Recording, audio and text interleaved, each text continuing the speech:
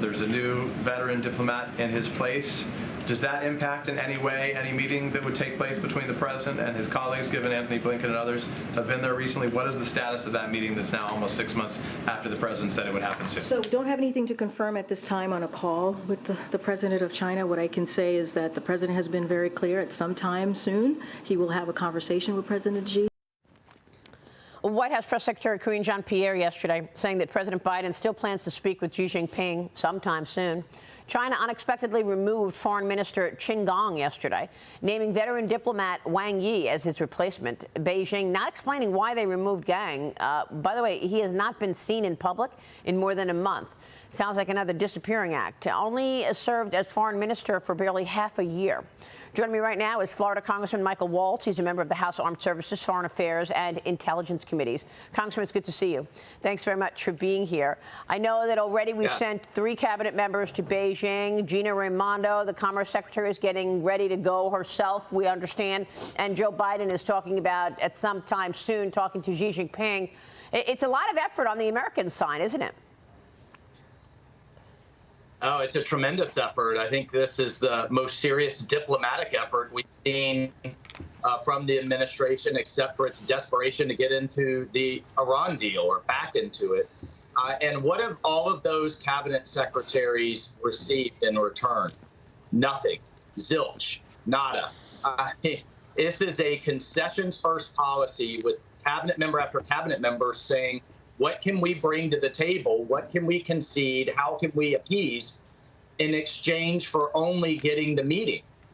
Rather than coming to the table and saying, you know what, spy bases in Cuba, continuing to harass and intimidate Taiwan, the spy balloon incident, we could go down the list of offenses, and here are the consequences the Chinese Communist Party are going to continue to be met with if this type of behavior continues. That's not the approach we're getting or going to get, because you have an appeasement first, concessions first foreign policy with this administration, and it is so incredibly dangerous. Right, and you started off by saying that these cabinet members have gotten nothing. I would go one step further and say, no, actually, they've been blown off. They've been mocked.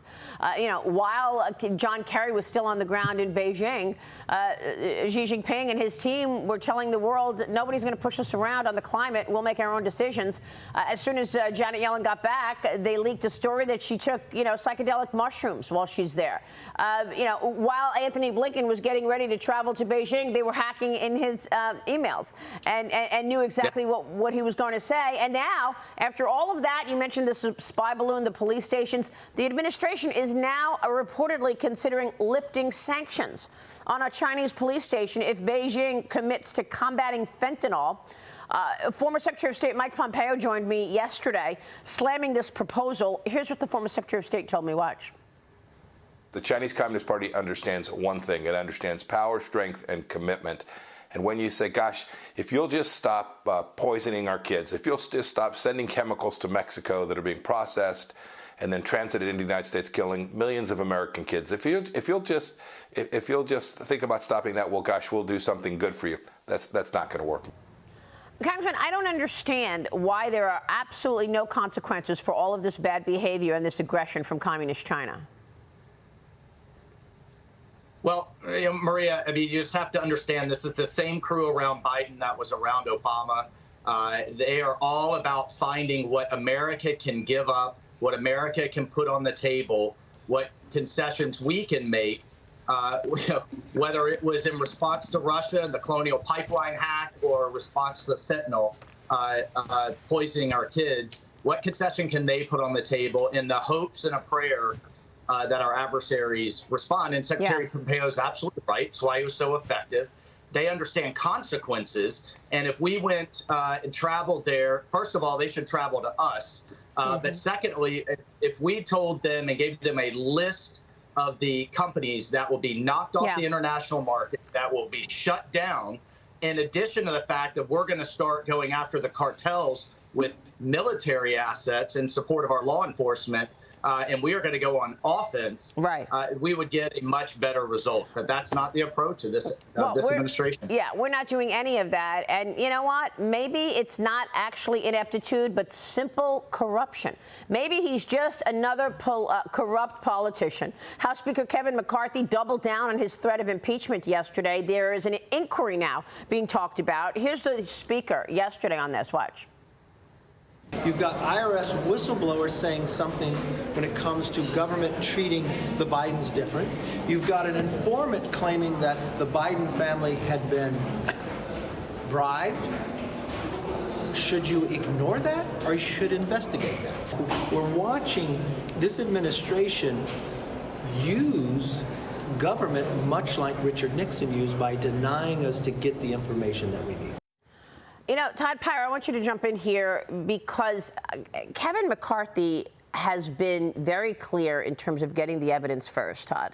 You know, he did not want it. A lot of his colleagues wanted impeachment just from ineptitude, like dereliction of duty at the border, or, you know, going against the Supreme Court and doing things that are unconstitutional, like forgiving people's debt. He said, no, we're going to follow the evidence. Now, here we are, after the House has done the work. Now he brings up impeachment inquiry. This is after they've done the work. And to that point, Maria, there has been a palpable and perceptible change in what I think we in the media are feeling coming out of where you were, Congressman, coming out of the Hill, that maybe impeachment actually could happen.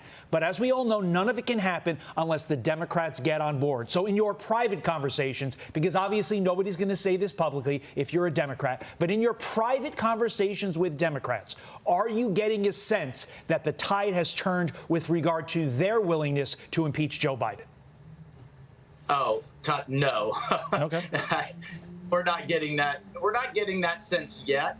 But I got to tell you, there's a lot of kind of squirming, hand-wringing, head shaking. And this is why you see Biden's poll numbers where they are. I think that reflects what many Dems are hearing back in their district, but I have not heard one yet say, look, you know, maybe we do need to go there. Wow. But you can't hide from bank records, you can't hide from suspicious activity reports, and you certainly can't hide from multiple very credible whistleblowers, one of whom was self-described a Democrat. And I would just say, guys, think about all the things we would not know, not just on Hunter Biden, but on Afghanistan, on COVID origins, everything that we're uncovering in just a few months that we wouldn't know if Republicans hadn't won the House. You're right. And we're going to follow the facts, and we are going to do this the right way. And I don't think the Democrats are going to be happy with where we end up. Well, let me just say, Robert F. Kennedy Jr. told me he wants an investigation. He joined me on Sunday Morning Futures on Sunday. He also said it last night on the town hall we had on Fox News. There's one Democrat who's recognizing, and he's competing against Joe Biden. Congressman, it's good to see you. Thanks very much. We will keep a spotlight on all of this. Michael Waltz.